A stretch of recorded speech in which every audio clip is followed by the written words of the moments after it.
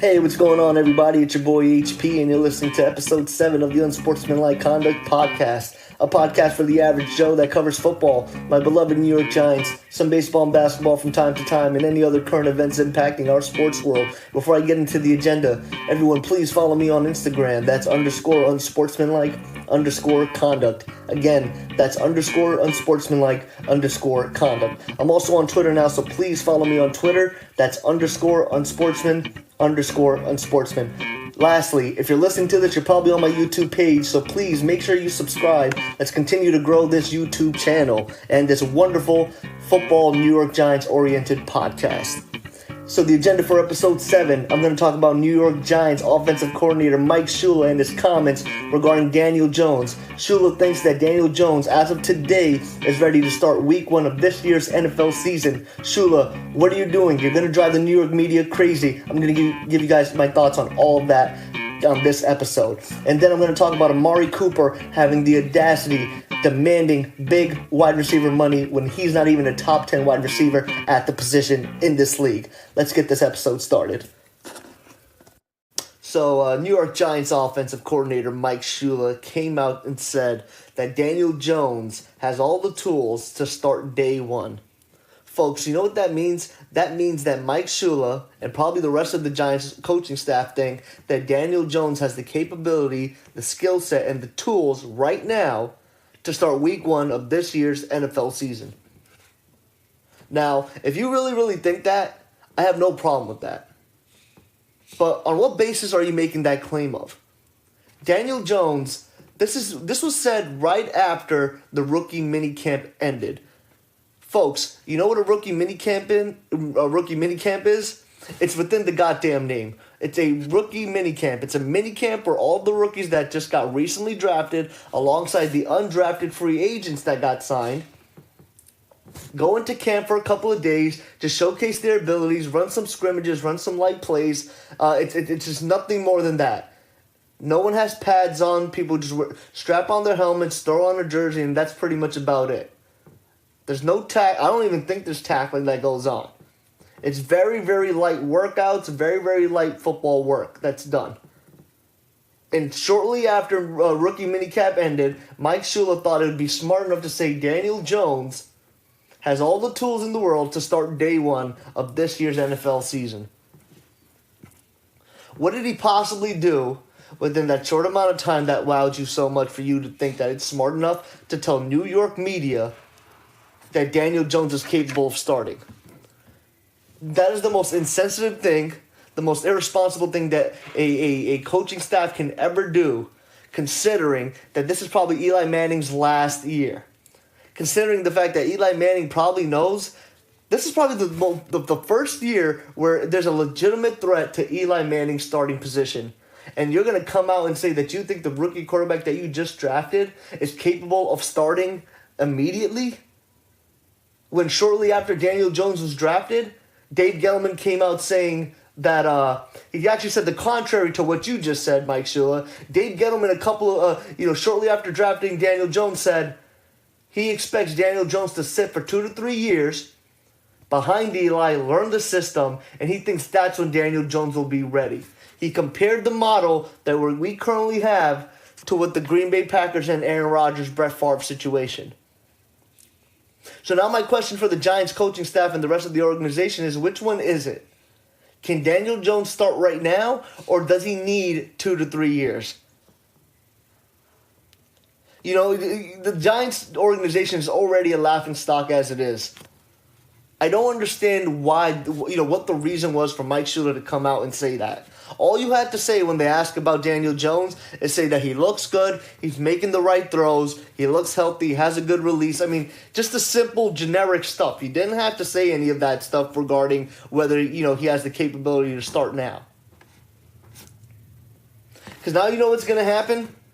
When the Giants go 0-2, New York Giants fans are going to be begging to have Daniel Jones out there on the field. New York media is going to be pestering Pat Shurmur and Dave Gettleman week in and week out to make sure that they bench Eli and start Daniel Jones. And you want to know what's going to happen? You might end up being wrong. And when Daniel Jones ends up starting earlier than he was ready to, he's going to shit the bed, and then that's going to make the New York media and the fans even more abrupt, even more upset. And it's going to cause a bigger circus than any circus that you think Odell Beckham Jr. ever brought to the New York Giants. Because this is the first year, and I've said this a couple episodes ago, this is the first year in Eli Manning's career where there is doubt, uncertainty on what's going to happen with the quarterback position. I honestly didn't believe that Daniel Jones would start in 2 years. I didn't think that. I thought that was smoke and mirrors. I did expect Daniel Jones to come in maybe by week 8 when we're mathematically it's nearly impossible to make it to the playoffs. Then Daniel Jones would come in and start games for the New York Giants. That's what I thought would probably happen. But now, with that statement to say that that you think Daniel Jones has the tools to start day one, then why won't you? That's my question. I feel like these reporters weren't asking the right questions. That's another question I have. Why don't you? Start him week 1 then. If he has all the tools and you think he's ready, then start him week 1. Because apparently they were so goddamn impressed about what he did in his rookie minicamp. I mean, that's got to be it. It was rookie minicamp, and the reason why his draft stock increased so high was after his pro day. So you're impressed by his pro day, which means nothing to me, and you're impressed by his rookie minicamp, which means nothing to me as well. But with those two, you took away that this quarterback has the capabilities to start week 1. Now I'm afraid that the Giants will succumb to the pressure the same way McAdoo did a couple of years ago with starting Geno Smith and benching Eli Manning. They'll do that with Daniel Jones if the New York Giants don't get off on a hot start, or at least 500. Imagine after the first 4 games we're 1-3 or 0-4, which is a possibility. Who knows how this team's going to come up? You're going to have Giants fans and reporters knocking at your front steps, gentlemen. Knocking at your front doors, Pat Shurmur, Mike Shula. This organization wasn't on the same page when it came to them. You have to understand, right? This picking Daniel Jones at number 6 overall, was such a highly scrutinized pick, such a leap, such a big jump, that you knew that there were going to be criticisms from the media and the fans. So with knowing that, why wouldn't you get all the coaches into one room, all of Giants management personnel into one room and say, this is the game plan when addressing media questions? Why wouldn't you do that? Because now there's a big contradiction. Because Dave Gettleman thinks Daniel Jones can start in 2 years. Mike Shula, the offensive coordinator, thinks he can start now. And I just hope, look, I want Daniel Jones to work out. I'm not. Look, it is what it is. I have to live with the fact that Dave Gettleman did not draft Josh Allen or Ed Oliver with the 6th overall pick. I have to live with that. I'm going to support Daniel Jones. I'm going to heavily support Daniel Jones. I have no choice to now at this point. I accept the fact that Gettleman couldn't draft appropriately the way I would have liked him to a couple of weeks ago. But it is what it is, right? I want Jones to be successful because that's clearly who our next quarterback is going to be after Eli Manning. I want him to win games. I want him to take us to the playoffs, be successful in the playoffs. I want all of that for Daniel Jones. I'm not opposed to Daniel Jones as a quarterback. I had him going to us in the second round to us in my mock draft a couple of episodes ago. I don't think Daniel Jones is going to be a bad quarterback. I think Daniel Jones does have the tools to be a successful quarterback. I don't know if that's now because I haven't seen him face NFL defenses. I haven't seen him in a NFL offense with our group, with our personnel. I haven't seen him with our offensive line, with our receivers, our running backs. I haven't heard enough to see how he's doing in that Giants uniform. But you can't set your players up for failure. Daniel Jones is a rookie. You have to take the pressure off of rookies coming in. And this isn't a typical situation where the New York Giants didn't have a quarterback at all, and then they drafted a rookie quarterback in the first round that's primed to be a starter that coming season. This is a very, very unique situation. You don't usually see this situation too often, right? Daniel Jones is supposed to be on the bench. He's not going to start this year. He's not supposed to be the starting quarterback week 1. So for Mike Shula to come out and say something like that not only puts enormous pressure on Eli Manning to make sure that this team does well. The whole team has to be playing well and firing on all cylinders right off the gate. But now New York Giants fans are going to be all eyes and ears waiting to see what's going to happen with Daniel Jones. Because the second Eli Manning shows some sort of sign that he's not looking too well, that he can't move around the pocket, that he can't make the throw, he has one bad game, New York Giants fans and the media are going to jump all over this and cry for Daniel Jones to be a starting quarterback. And the worst thing you want to do is put Daniel Jones in when he's really not ready to be in there. You can't have one side of the organization say that he can be a starter in 2 years, and then at the front line where the coaches are, say that he has the tools to start day one. It's just concerning. It's very misleading, and I would just tread carefully from here on out with comments about Daniel Jones. And let's be honest, look, I think Daniel Jones probably will start this year. I think, we get through the 8 games, and once we're mathematically out of it, or it's mathematically impossible to be in it for the playoff run, I have Daniel Jones going in and starting. I predict that. But in order to do so, and this is going to lead to my next point, in order to do so, you have to make sure you can identify his areas of improvement immediately right now. You want to make sure that when he starts, he is ready as you claim he is. Right? And so the best way to do that is to make sure that at training camp, which should be starting in a couple of weeks, in training camp, Daniel Jones needs to get a lot of reps with the first team players, with first stringers. And for those of you who don't know what first team or first stringer means, it pretty much means the starters. That in week 1, heading into week 1, these are the players that are going to start for this team. And what typically NFL teams like to do with their rookie quarterbacks that aren't going to start the season, they usually have them play with the third stringers or at best the second stringers. Those are the sort of like middle talent to lower tier talent on the team. And some people on the third stringers are actually people that are trying out. Some of them are also people that are still red shirts. Don't have Daniel Jones playing against those guys and with those guys. He needs to get reps equally to the way Eli Manning would get reps in training camp. Daniel Jones needs to instill confidence in himself with the offensive line and the rest of the offensive weapons. I want to see him behind an offensive line with Nate Soldier, Will Hernandez, John Halapio, Kevin Zeitler, and recently signed right tackle Mike Zemmers. I want him to play with Saquon Barkley. I want to see how he looks throwing passes out to Barkley when he comes out of the backfield. I want him to throw to Sterling Shepard, Golden Tate, Evan Ingram. I want him to practice with those guys because that's what our offense is. And just think about this. Imagine Eli Manning gets injured within the first 4 games.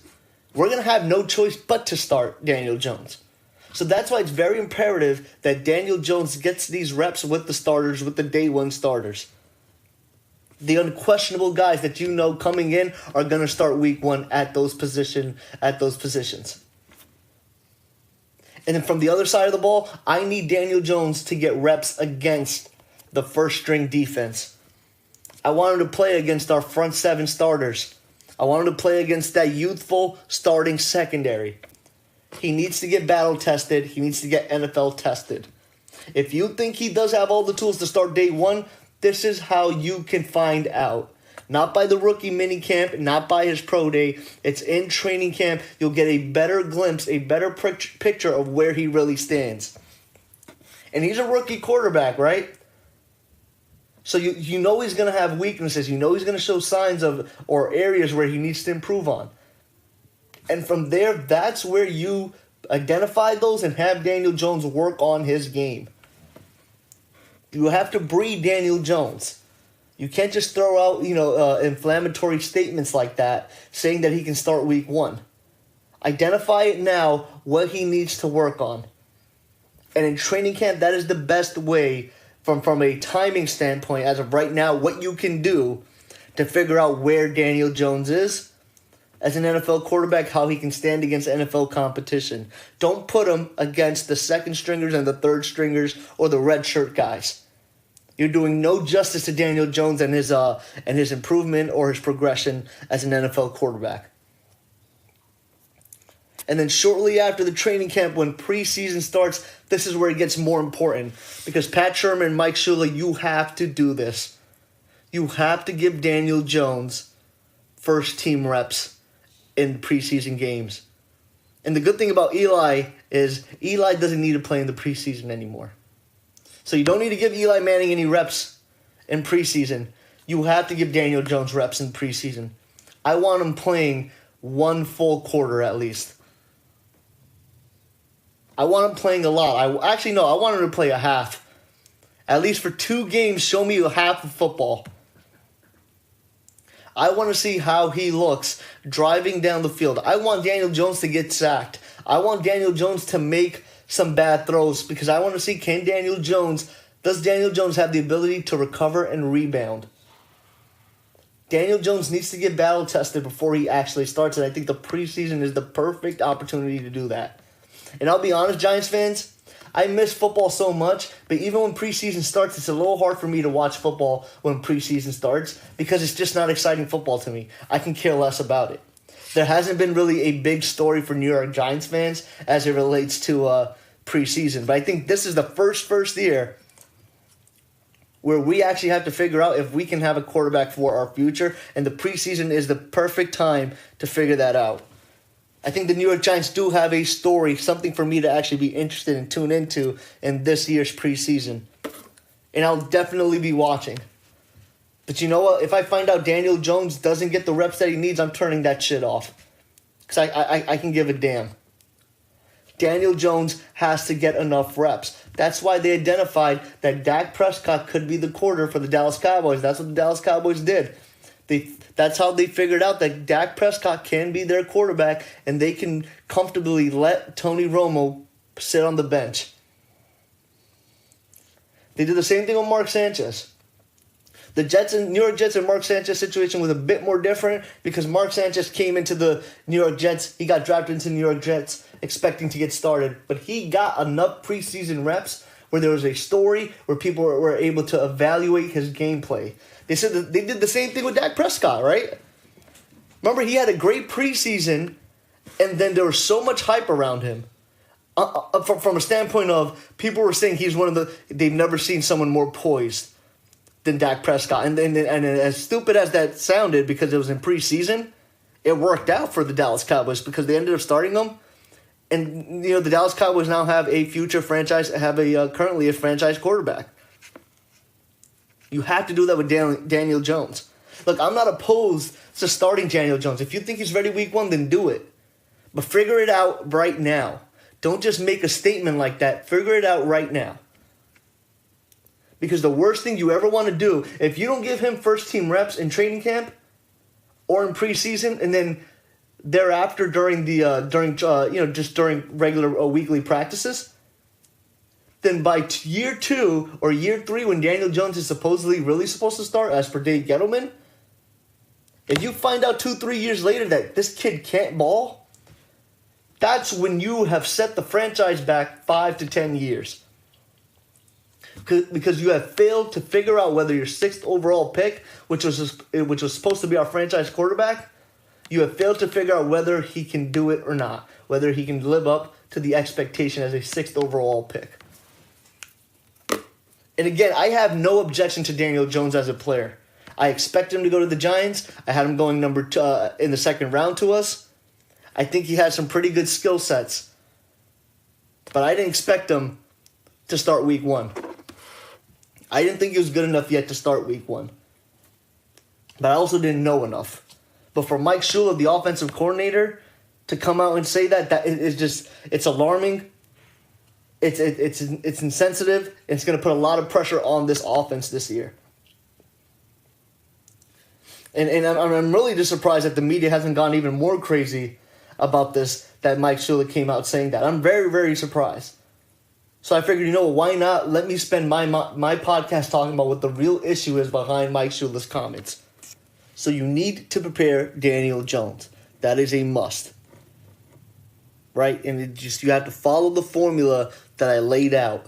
Give him the first team reps in training camp and give him a good amount of football time during preseason games. I want him playing all 4 preseason games. I want him to play at least 2 quarters of all 4 preseason games, because we need to get a legitimate look at where our future quarterback positioning stands. And that's the best way. That is the closest thing you can get from a picture standpoint of where you think we stand. That is the best way right now where you can determine if Daniel Jones can be our future quarterback. Because if you're not going to start him right away, then there's no other way to figure out if Daniel Jones can really ball or not. So they have to execute this right. They have to prepare and help his progression. And those 2 ways, training camp and preseason, as of right now, from a short-term goal perspective, is the way to go in helping Daniel Jones be a successful New York Giants quarterback in the near future. And speaking about helping quarterbacks succeed in the near future, Dave Gettleman finally finished rebuilding this offensive line by signing right tackle Mike Remmers. I did reference Mike Remmers as Mike Zemmers a couple of minutes ago, but yeah, Mike Remmers, who was previously a left tackle for the Minnesota Vikings, the Carolina Panthers. He did move around the league a little bit. I think he was also on the St. Louis Rams previously, who are obviously currently the Los Angeles Rams. He's been in the league for about 6-7 years or so, and he's had some success at tackle. He was part of that Carolina Panthers team that went 15-1 and went to the Super Bowl. He was also part of that Minnesota Vikings team a couple of years ago that ended up going to the NFC Championship. But what ended up happening was last year or 2, they ended up moving him into guard, and that's when he struggled. And then he also had a back injury, so currently he's recovering from back surgery. But, I think that was a good signing. It's a low-risk, high-reward type of signing. I think, at the end of the day, if Mike Remmers doesn't work out, there's still room of improvement to fill at right tackle. I don't even think Mike Remmers might even start. So, we'll see how that signing ends up going, but I think it definitely provides well-needed depth to our offensive line, because I think from a starting standpoint, our offensive line starters, it's a pretty solid group. It's a B-graded group. But I think with adding Mike Remmers, it gives us a little bit more depth and a little bit more flexibility in terms of moving some pieces around. And as a lot of you guys know, the offensive line is usually one of the more bigger units that get hits with. They usually get hit with injuries more than any other position group in the NFL. So that was really good move by Dave Gettleman. More to come on how the contract's going to look like. I haven't found what the figures look like, but I'd like to think it's a cheap contract. He's been on the market for a while, all offseason. He was probably one of the more higher graded offensive linemen that lasted after the NFL draft. So, I'd like to think that contract is cheap. I know there were a couple of teams in play for him. I think the New York Jets were in play for him. I also think the New England Patriots were in play for him as well. So, good move by the New York Giants, finally completing that the building of that offensive line, which was obviously well needed. And I think the reason why the New York Giants decided not to address right tackle immediately early in the NFL draft was because I think they had their radar on Mike Remmers. So that'll be interesting to see how that ends up planning out. And this kind of goes back to just what I've been saying, ever since I started this podcast, because I've been such a big advocate of Dave Gettleman, despite my recent criticisms after the NFL draft. But Gettleman understands what the team's weakness is, and he ends up finding out how to address it. When he came into the New York Giants, he knew that offensive line was a weakness. He fixed it up within a year and a half. Within a year and a half, I can finally say that I'm comfortable heading into this season knowing that offensive line is not going to be a weakness. And think about it. This year's NFL draft, offensive line was finally not a glaring weakness. It was finally not one of the main positions the New York Giants needed to address. But that's very, you couldn't say that the last 5, 6, 7 years or so. The last 5, 6 years, people were thinking, is Jerry Reese going to draft an offensive line, and he never would. Or if he did, he would hit and miss on them. So, Dave Gettleman did a great job of just rebuilding this through not only draft capital, but also, free agent signings. So, kudos to Dave Gettleman on that. I think another example of him just addressing a weakness on our team. Granted, I wish he would have addressed pass rusher in this year's NFL draft. He addressed the defensive line, but I don't know if we found a premier pass rusher just yet. But he addressed another weakness, which was a glaring weakness, and that was our secondary. He drafted 2 young studs with DeAndre Baker and Julian Love, who are primed to start this year. Those guys are day one starters. When Landon Collins walked out, he got a cheaper version of Landon Collins, and he got Jabril Peppers. So we have a good core group of DBs in our secondary. And, I think Dave Gettleman just did a really good job on that part, too, of addressing weaknesses. And Dave Gettleman also addressed the weakness with our linebackers.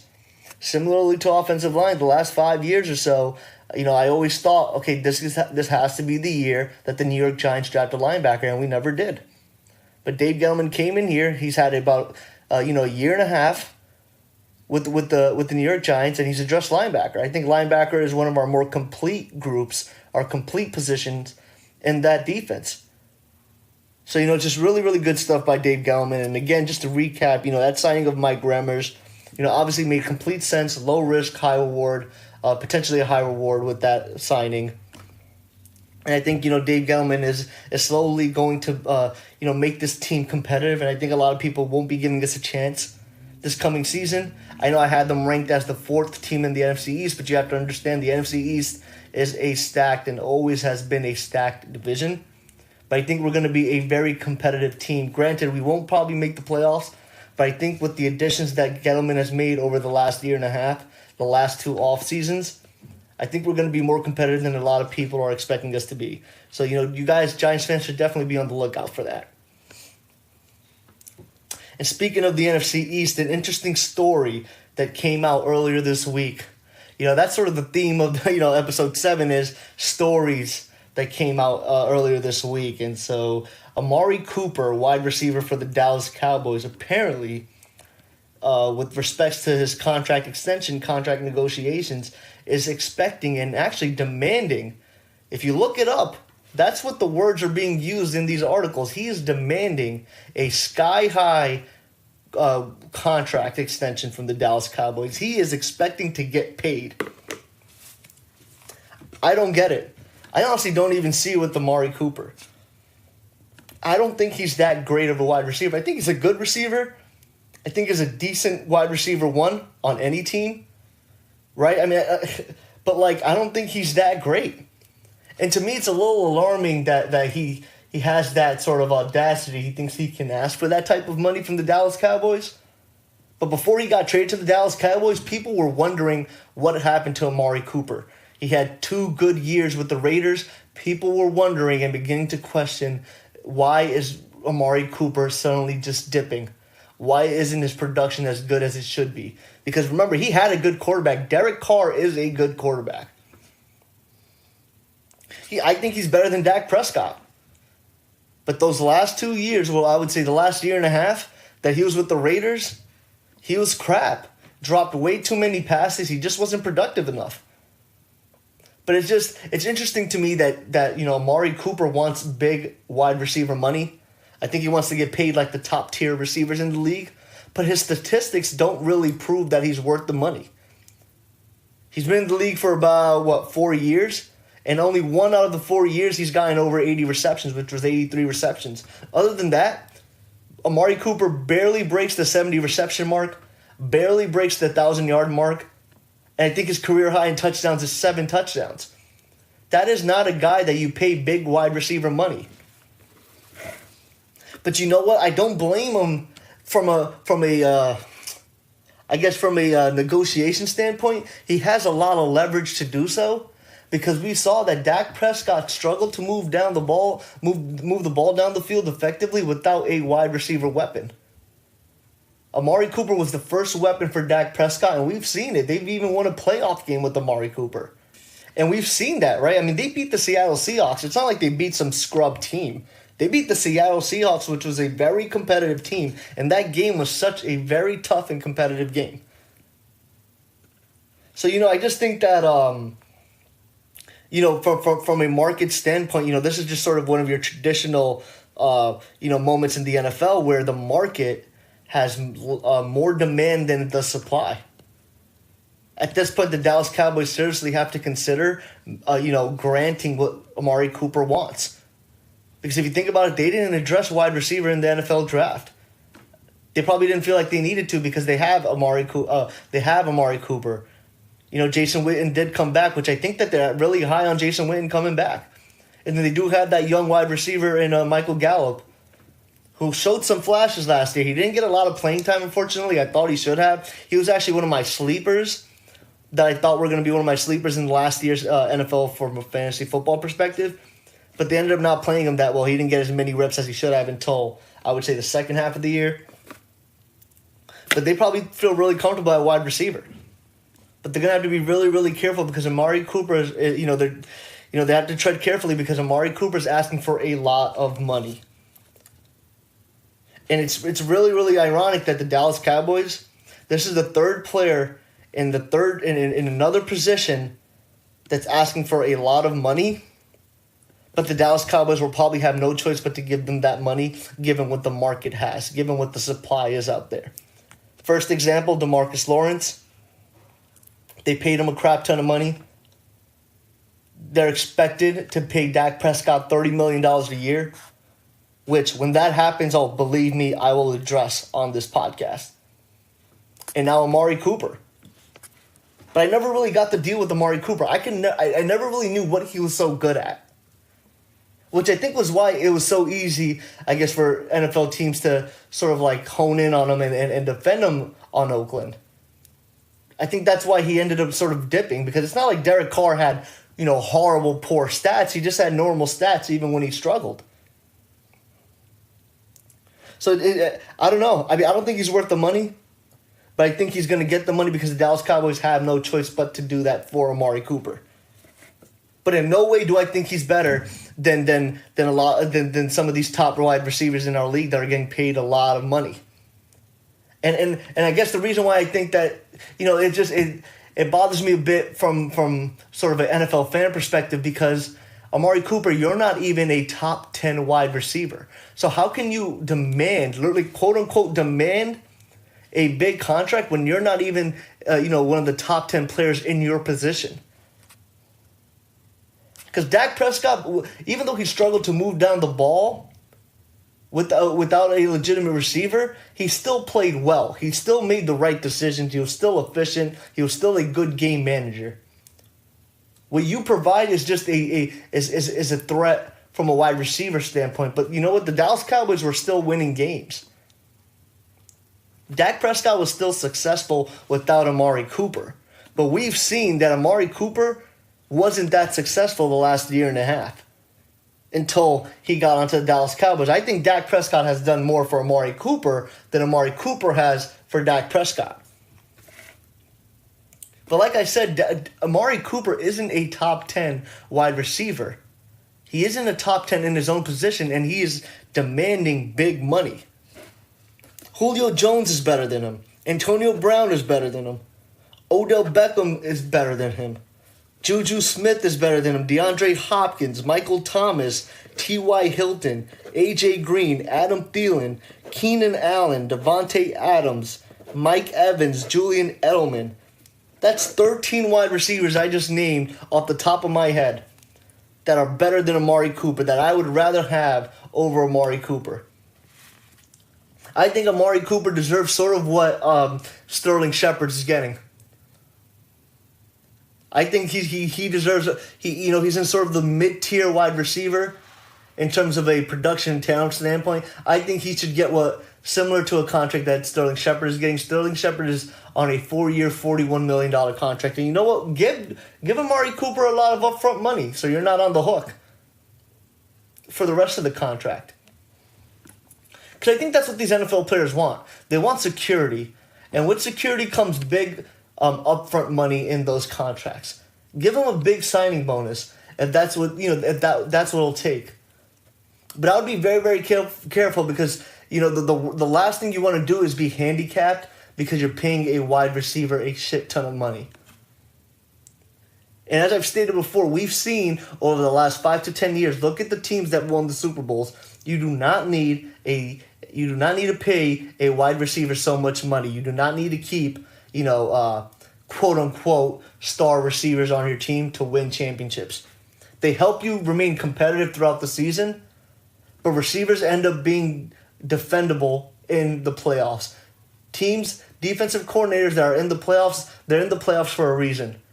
It's because they know how to call defensive strategies. They know how to take receivers out their game. So I'd be very, very careful to give Amari Cooper all of that money.